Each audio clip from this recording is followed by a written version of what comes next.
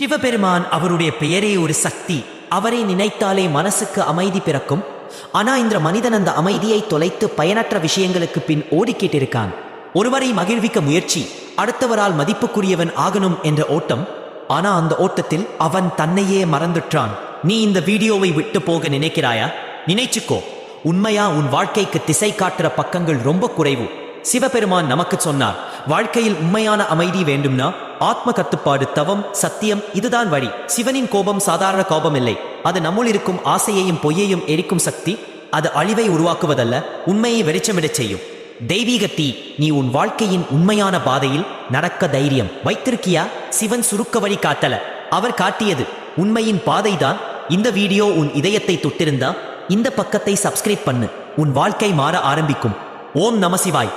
மற்றவர்களுக்கு ஷேர் பண்ணு.